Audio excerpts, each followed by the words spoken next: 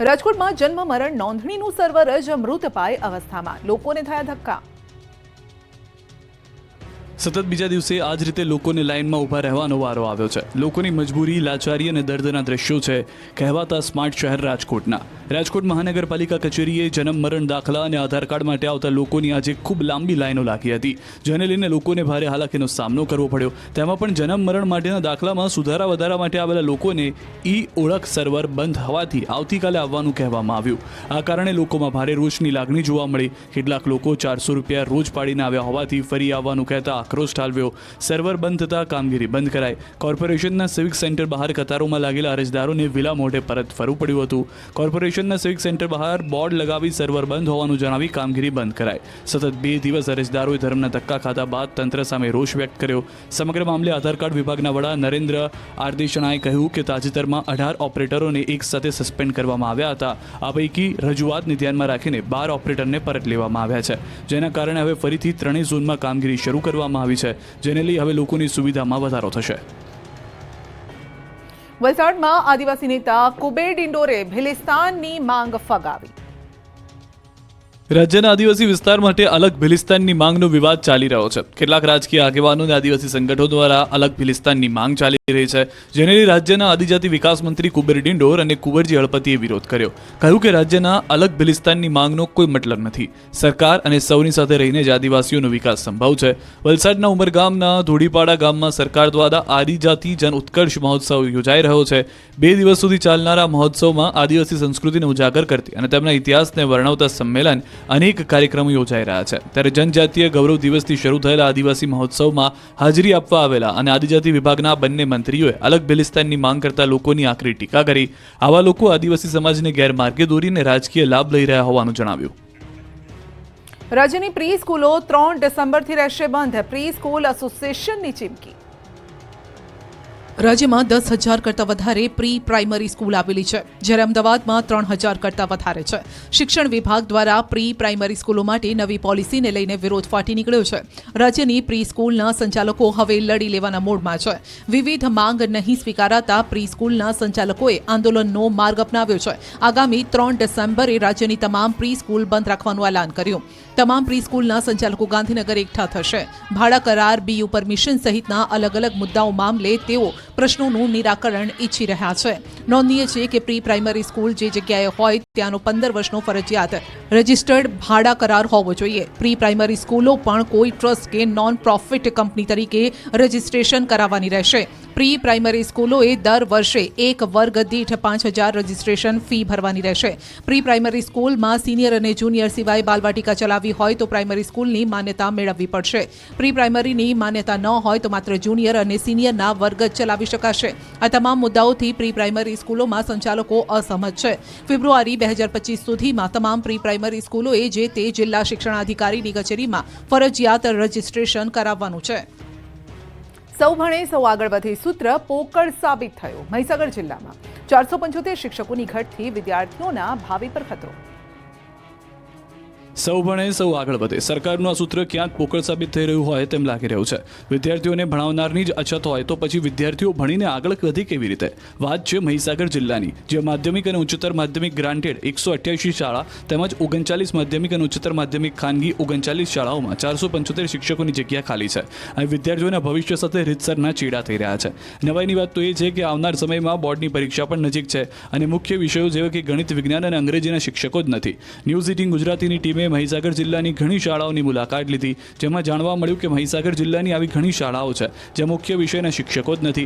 આવી સ્થિતિમાં તો શિક્ષણનું સ્તર કથળતું જશે અને એ પાછળ જવાબદાર શિક્ષકોની ખાલી પડેલી જગ્યાઓને જ માનવામાં આવશે। ત્યારે હવે મહીસાગર જિલ્લા શાળા સંચાલક મંડળ દ્વારા પણ શિક્ષકોની ઘટને લઈને રાજ્યના મુખ્યમંત્રી અને શિક્ષણ મંત્રીને લેખિતમાં રજૂઆત કરી છે। વિદ્યાર્થીઓના હિતમાં તાત્કાલિક ધોરણે પ્રવાસી શિક્ષક ભરવાની માંગ પણ ઉઠી છે। સાથે જ જો માંગ નહીં સ્વીકારાય તો કોર્ટ સુધી જવાની ચીમકી ઉચ્ચારી છે। પંચમહાલ પંથકમાં પણ શિક્ષકોની ઘટથી ગરીબ વિદ્યાર્થીઓનું ભાવિ હડતાળ। ભણશે ગુજરાત, આગળ વધશે ગુજરાતના સ્લોગન તો લગાવી દેવાયા, પણ શિક્ષક વગર ભણે કેવી રીતે ગુજરાત? વાત છે પંચમહાલ પંથકની। અહીં ગામડાઓમાં શાળા છે, શાળામાં બાળકો ભણવા પણ આવે છે, પરંતુ ખાટલે મોટી ખોટ એ છે કે બાળકોને પાયાનું શિક્ષણ આપનાર શિક્ષકો જ નથી। પંચમહાલ પંથકની શાળાઓમાં મુખ્ય વિષયોના શિક્ષકો જ નથી. પંચમહાલ જિલ્લામાં 218 ગ્રાન્ટેડ માધ્યમિક અને ઉચ્ચતર માધ્યમિક શાળાઓ અને 17 સરકારી ઉચ્ચતર માધ્યમિક અને માધ્યમિક શાળાઓ આવેલી છે. આ શાળાઓમાં હાલના તબક્કે 531 શિક્ષકોની ઘટ છે. પરિણામે વિદ્યાર્થીઓના ભવિષ્ય પર જોખમ તોળાતું હોય તેવી સ્થિતિનું નિર્માણ થયું છે. અહીં વાત ફક્ત શિક્ષકોની જ નથી. શાળાઓમાં ક્લાર્કની ભરતી ન કરાતા આચાર્ય ક્લાર્કનું કામ કરવા મજબૂર બન્યા છે. ગ્રામ્ય વિસ્તારના લોકો મોંઘી દાટ ફી આપી ખાનગી શાળામાં તેમના બાળકોને ભણાવી શકે તેવી સ્થિતિમાં નથી, જેથી તેઓ પોતાના બાળકોને સરકારી શાળામાં મોકલતા હોય છે. ત્યારે હવે અખિલ ભારતીય શૈક્ષિક મહાસંઘ ગુજરાત દ્વારા રાજ્યના શિક્ષણ મંત્રીને લેખિતમાં રજૂઆત કરી ગ્રાન્ટેડ શાળાઓમાં પૂરતા શિક્ષકોની ભરતી કરવામાં આવે તેવી માંગણી કરી છે. છોટાઉદેપુર પાલિકાના પાપે 1.70 કરોડ પાણીમાં શોપિંગ સેન્ટર બન્યું અસામાજિક તત્વોનું સેન્ટર.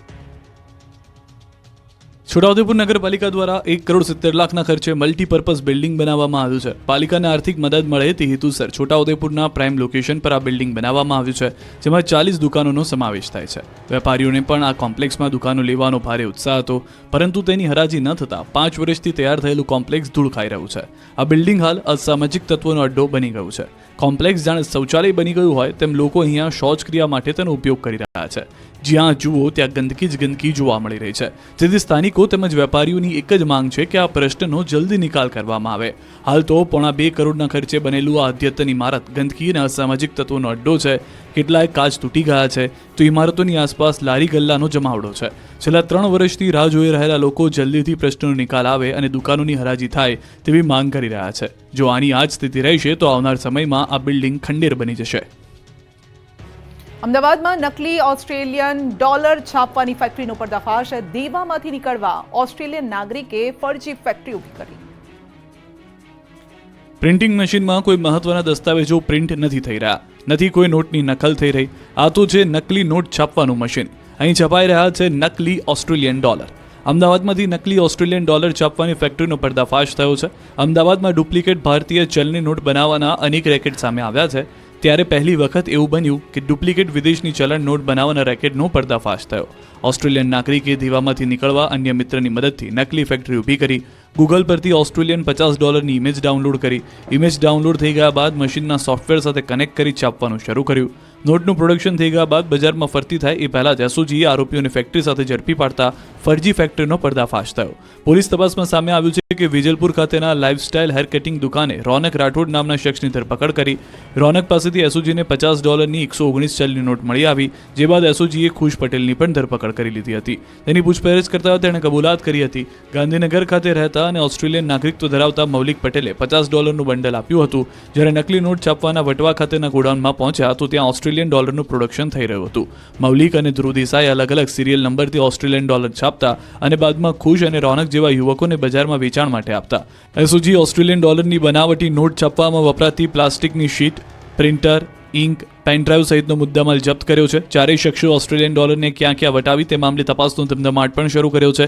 મૌલિક પટેલ અને ધ્રુવ દેસાઈ એસઓજીને ચલણી નોટ કેવી રીતે છપાય છે તેનો ડેમો પણ બતાવ્યો. મૌલિક પટેલ ઓસ્ટ્રેલિયા નાગરિકત્વ ધરાવે છે અને તેના ધંધામાં નુકસાન થતાં તે દેવાદાર થઈ ગયો હતો. શોર્ટકટથી રૂપિયા કમાવા માટે મૌલિક પટેલે બનાવટી ઓસ્ટ્રેલિયન ડોલર બનાવવાનો પ્લાન કર્યો હતો અને તેને ભારતમાં વટાવવા માટેનું નક્કી કર્યું હતું. બંને જણાએ નોટ છાપવા માટેનું મશીન 11 લાખમાં ગાંધીનગરથી ખરીદ્યું હતું અને બાદમાં પોતાનો ગોરખ ધંધો શરૂ કર્યો હતો. સુરતીઓ જો કારમાં હાઈ વોલ્ટેજ ફ્લેશ લાઇટ નાખી હોય તો કાઢી નાખજો, નહીતર થશે દંડ.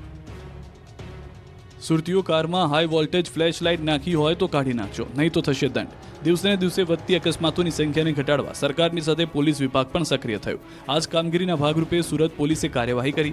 અકસ્માતો માટે ગાડીઓમાં હાઈ વોલ્ટેજ ફ્લેશ લાઇટ અકસ્માતોમાં સૌથી વધુ જવાબદાર હોય છે. આ લાઇટ્સને કારણે સામેના વ્યક્તિની આંખોમાં અંધારા આવી જતા હોય છે. ત્યારે સુરત પોલીસે ડુમસ રોડ પર જતી આવી ગાડીઓને અટકાવી દંડની કામગીરી કરી. એટલું જ નહીં, પોલીસે ગાડીઓના શોરૂમના મેનેજર અને મિકેનિકને સાથે રાખી કામગીરી કરી. સુરત પોલીસે ફરી એક વખત ગાડીમાં ફ્લેશ લાઇટ નાખીને ફરતા હોય તેવા 100 કરતાં વધુ ગાડી ચાલકોને દંડ ફટકાર્યો. પકડાયેલા લોકો પોલીસથી બચવા અવનવા બહાના કરતા જોવા મળ્યા. ત્યારે પોલીસે આપેલી મિકેનિક અને ગાડીના શોરૂમના મેનેજરો સાથે રાખીને કરેલી કામગીરીને સૌ કોઈ બિરદાવી પણ રહ્યા છે. આ કામગીરી સુરત પોલીસે શરૂ કરી છે અને આગામી દિવસોમાં આ ડ્રાઈવ સૌથી મોટી ડ્રાઈવ ગુજરાતમાં બને તો નવાઈની વાત નથી. બીઝેડ ગ્રુપ કૌભાંડના 7 આરોપીની ધરપકડ. મહાઠગ ભૂપેન્દ્ર ઝાલા રોકાણ લાવનાર એજન્ટોને મોંઘી ગિફ્ટ આપતો. બીઝેડ ગ્રુપે કરોડો રૂપિયાનું બૂચ માર્યા બાદ પોલીસ દ્વારા તપાસનો ધમધમાટ ચાલી રહ્યો છે. મહાકૌભાંડનો મહાઠગ ભૂપેન્દ્રસિંહ ઝાલા પોલીસ પકડથી દૂર છે, પરંતુ પોલીસે આ કૌભાંડમાં સંડોવાયેલા 7 આરોપીઓની ધરપકડ કરી છે.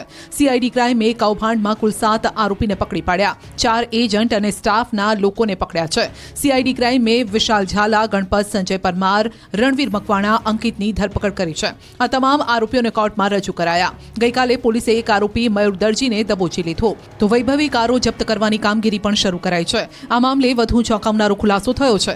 પોલીસ તપાસમાં સામે આવ્યું કે રોકાણકારોને ઊંચા વળતરની લાલચ આપી બાટલીમાં ઉતારતા, 7 થી 18% વ્યાજ આપવાની વાત કરીને પૈસા ઉઘરાવતા, એજન્ટોને રોકાણ પર 5 થી 25% કમિશન આપતા, રોકાણકારોના નાણાંમાંથી મોંઘી ગાડીઓ પણ ખરીદાતી હતી. ભૂપેન્દ્ર ઝાલા રોકાણ લાવનાર એજન્ટોને મોંઘી ગિફ્ટ પણ આપતો. ગિફ્ટમાં ફોર્ચ્યુનર અને ઓડી ગાડી આપતો હતો. સાથોસાથ જે લોકો ઇન્વેસ્ટ કરે તેને ગિફ્ટ રૂપે મોબાઈલ ફોન, ટીવી સેટ વગેરે વસ્તુ પણ અપાતી. આ સાથે તેમના જે એજન્ટો હતા તેમને પણ મોટું ઇન્સેન્ટિવ એટલે કે 5 થી 25% અપાતું હતું. ત્યારે પોલીસે ભોગ બનેલા લોકોને આગળ આવવા માટે અપીલ કરી છે. ઉત્તર ગુજરાતના લોકોને 6,000 કરોડનું બૂચ મારનાર મહાઠગ શ્રી 420 ભૂપેન્દ્ર ઝાલાની લાઇફસ્ટાઇલ ફિલ્મી સિતારાઓને પણ ટક્કર મારી એવી છે. ઉત્તર ગુજરાતના લોકોને કરોડોનું બૂચ મારનારા ભૂપેન્દ્ર ઝાલાએ આખા ગુજરાતમાં પોતાની જાળ પાથરી હતી. સાબરકાંઠાથી લઈ અમરેલી સુધી તેની ઓફિસ હતી. બીઝેડ ગ્રુપે સાબરકાંઠા, અરવલ્લી, મહેસાણા, અમરેલી સહિતના શહેરોમાં ઓફિસ ખોલી હતી. એટલું જ નહીં, બીઝેડ બ્રાન્ડના ટીવી, એસી, વોશિંગ મશીન પણ વેચતા હતા. રોકાણકારોને 3 થી 36% સુધીના વળતરની લાલચ આપી બાટલીમાં ઉતારનાર ઠગ બાજ વૈભવી લાઈફ જીવતો હતો. લોકોના પૈસા તે તાકતદીન ના કરતો ગુજરાતનો મહાઠગ હાલ ભૂગર્ભમાં ઉતરી ગયો છે. કૌભાંડનો મુખ્ય આરોપી ભૂપેન્દ્રસિંહ ઝાલાની હાલ શોધખોળ ચાલી રહી છે. એકા ડબલની સ્કીમ આપનાર, રોકાણના નામે લોકો સાથે કરોડોની છેતરપિંડી કરનાર મહાઠગ ભૂપેન્દ્ર ઝાલાના ઘરે ન્યૂઝ 18ની ટીમ પહોંચી તો દ્રશ્યો નિહાળી ચોંકી ગઈ. આલિશાન બંગલામાં મોંઘી દાટ 3 લક્ઝરી ગાડીઓ જોવા મળી. ઘર પર તેમની માતા અને બહેન હાજર હતા, પરંતુ પરિવારજન કંઈ પણ બોલવા તૈયાર નથી. પરિવારજન કૌભાંડથી અજાણ હોવાનું જણાવી રહ્યા છે. તેમજ ભૂપેન્દ્રસિંહ 3-4 દિવસથી ઘરે આવ્યો નથી તેવું જણાવી રહ્યા છે. લોકોના પૈસાએ અય્યાશી કરનાર મહાઠગ ભૂપેન્દ્ર સાબરકાંઠાના ઝાલાનગરમાં રહે છે. ભૂપેન્દ્રસિંહ ઝાલા વૈભવી લાઇફસ્ટાઇલ જીવતો, આલિશાન બંગલામાં રહેવાનું અને લક્ઝરીઝ કાર્સનો પણ શોખીન હતો. આ ઠગબાજને રાજકારણ જવાનો રસ હતો, એટલે રાજકારણના દિગ્ગજ નેતાઓ સાથે ગરોબો હતો. તેમની રાજકીય નેતાઓ સાથે પણ વગ હતી. ત્યારે મહાઠગનું માર્કેટિંગ ખૂબ ધારાસભ્ય કરતા હોય તેવા દ્રશ્યો પણ જોવા મળ્યા હતા. બાયડના ધારાસભ્ય ધવલસિંહ ઝાલાનો બીઝેડ ગ્રુપ એજ્યુકેશન કેમ્પસ લોકાર્પણ સમારોહનો એક વિડીયો વાયરલ થયો, જેમાં નેતાજી ખુદ મહાઠગની સ્કીમનું માર્કેટિંગ કરતા હોય તેવું લાગી રહ્યું છે. પોતાના ઉદ્બોધનમાં ધારાસભ્ય ધવલસિંહ ઝાલા જણાવી રહ્યા છે કે ભૂપેન્દ્રસિંહને 1 ના 2 અને 2 ના 4 કઈ રીતે કરવા તે સારી રીતે આવડે છે. કોઈએ ચિંતા કરવાની જરૂર નથી. બીઝેડ ગ્રુપે કરેલ ઠગાઈ મામલે ન્યૂઝ 18ની ટીમ આરોપી મયુર દરજીની ઓફિસ પર પહોંચી. ઓફિસ હાલ બંધ જોવા મળી. બીઝેડ ગ્રુપનો એજન્ટ મયુર દરજી હાલ સીઆઈડીની કસ્ટડીમાં છે. સીઆઈડી ક્રાઇમે મયુર દરજી નામના એજન્ટની ધરપકડ કરી હતી. બીઝેડ ગ્રુપનો આરોપી એજન્ટ મયુર દરજીની ઓફિસ બાદ ન્યૂઝ 18ની ટીમ તેના ઘરે પહોંચી. તેમના ઘર પર પણ તાળા જોવા મળ્યા છે. પાટીદારો પર અત્યાચાર અટકાવવા મોરબીમાં પાટીદાર યુવાનોએ સામૂહિક રીતે ગન લાયસન્સની માંગણી કરી. મોરબીનો પાટીદાર સમાજ ઔદ્યોગિક, ધંધાકીય અને શૈક્ષણિક રીતે સમૃદ્ધ થઈ રહ્યો છે, પરંતુ હમણાંથી પાટીદાર યુવાનો ઉપર યેનકેન પ્રકારે દબાવ કરી ધમકાવીને અત્યાચારનો બનાવો વધી રહ્યા છે. તેથી આ અત્યાચાર રોકવા સ્વરક્ષણ મેળવવું જરૂરી છે. આ હેતુથી પાટીદાર યુવા સેવા સંઘની રચના કરવામાં આવી. આ સંગઠન હેઠળ પાટીદાર યુવાનો કલેક્ટર સમક્ષ સ્વરક્ષણ માટે હથિયારનું લાયસન્સ માંગ્યું. મોરબીમાં પાટીદાર યુવકોની સામૂહિક રીતે ગન લાયસન્સની માંગણી કરી. મોટી સંખ્યામાં પાટીદાર સમાજના યુવકો કલેક્ટર કચેરી એકત્ર થયા અને સામૂહિક રીતે ફોર્મ ભર્યા, તેમજ કલેક્ટરને આવેદનપત્ર આપીને રજૂઆત કરી. સમાજના યુવકો સાથે અન્યાય ન થાય તે માટે પાટીદાર સમાજના યુવકોએ શ્રી પાટીદાર યુવા સેવા સંઘની રચના કરી છે. યુવક યુવતીઓ વ્યાજખોરો, અપહરણ, અન્યાય, અત્યાચારનો ભોગ ન બને તે માટે સેવા સંઘની રચના કરાઈ છે. ત્યારે સંઘના યુવાનોએ કલેક્ટરને આવેદન આપ્યું અને સમસ્યાઓની રજૂઆત કરી, તો કલેક્ટરે પણ યોગ્ય કાર્યવાહીનું આશ્વાસન આપ્યું. સાથે જ જિલ્લામાં કાયદો વ્યવસ્થા જળવાઈ રહે તે માટે તંત્ર કાર્યરત હોવાની ખાતરી આપી છે.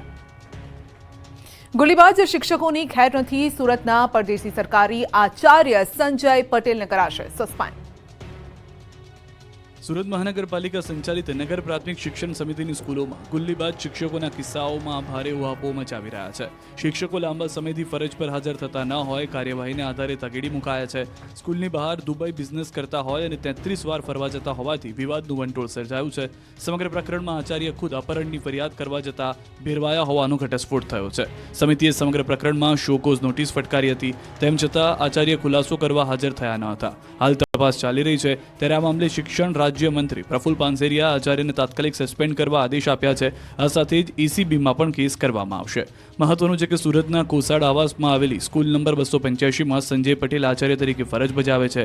સરકારી સ્કૂલના આચાર્ય સંજય પટેલ સ્કૂલનું કામ છોડી વ્યાપાર કરતા હોવાની ફરિયાદ મળી હતી. દુબઈમાં વેપાર કરતા હોવાથી વારંવાર દુબઈ જતો હતો. વર્ષ 2023માં 33 વખત દુબઈ પ્રવાસ કર્યો હતો. આચાર્યને અપહરણકારોએ ઢોરમાર માર્યો હોવાની પોલીસ ફરિયાદ બાદ આખો કેસ સામે આવી ગયો હતો. નોટિસ આપતા અકસ્માતનું બહાનું કાઢીને હાલ આચાર્ય મેડિકલની લીવ લઈ ઉતરી ગયા છે. સંજય પટેલે અમદાવાદ ફરિયાદ આપ્યા બાદ દુબઈ પ્રવાસનો ભાંડો ફૂટ્યો છે. કેસમાં અમદાવાદ મણિનગરના ઓફિસ ધરાવતા શખ્સે નિકોલના વ્યક્તિ સાથે મળી આચાર્ય સંજય પટેલની ઓળખાણ મારફતે દુબઈમાં રહેતા અને એક વ્યક્તિને ઉછીના 3.5 કરોડ અપાવ્યા હતા. સમયસર પૈસા પરત ન કરતા શખ્સોએ સંજય પટેલને મણિનગર બોલાવી અને ત્યારબાદ સ્થળ પર ગોંધી રાખી માર માર્યો. ત્યારે હાલ તો આચાર્ય અકસ્માતનું બહાનું કાઢી મેડિકલ લીવ પર ઉતરી ગયા છે. સુરત તેમજ અન્ય જિલ્લાના શિક્ષકો 3 મહિના કે 6 મહિનાથી વધુમાં વધુ રજા પર રહી વિદેશમાં કે અન્ય જગ્યાએ બિઝનેસ અથવા નોકરી કરી રહ્યા હોય એવા 2 શિક્ષકો છે. તેની સામે પણ કાર્યવાહી થશે. અંજારમાં લોકસુનાવણીમાં 20 ગામના લોકોનો હલ્લાબોલ, પ્રાંત અને GPCB અધિકારીને ભાગવું પડ્યું. અંજારના ભુવડ નજીક જ એક કેમિકલ કંપની આવી રહી છે અને જેની લોક સુનાવણી શરૂ થાય તે પહેલા જ 20 ગામના લોકોએ અધિકારીઓને ઘેર્યા. અંજારમાં ખાનગી કંપની માટે લોક સુનાવણી યોજાઈ, જેના વિરોધમાં 20થી વધુ ગામના લોકો ભેગા થયા. ભુવડ, ખેડોઈ અને આસપાસના ગામના રહેવાસીઓએ આ કેમિકલ કંપનીનો વિરોધ કર્યો. લોકોએ મોટી સંખ્યામાં એકત્રિત થઈને લોક સુનાવણીનો વિરોધ કર્યો. લોક સુનાવણી રદ કરવાની માંગ સાથે સ્થાનિકોએ હલ્લાબોલ કર્યો. વિરોધ વચ્ચે પણ પ્રાંત અધિકારી ટસનામસ ન થયા અને સુનાવણી રદ ન કરતા લોકો વધુ ભડક્યા. સ્થાનિકોએ સુનાવણી સ્થળે જ ધરણા શરૂ કર્યા. અંદાજિત 700 થી 800 લોકોએ ઉગ્ર વિરોધ પ્રદર્શન કરતા પ્રાંત અધિકારી અને GPCB અધિકારીને પરસેવો છૂટી ગયો. લોકોને સાંભળ્યા વગર લોક સુનાવણી પૂર્ણ જાહેર કરી અંજાર પ્રાંત અને GPCB અધિકારીએ ચાલતી પકડી.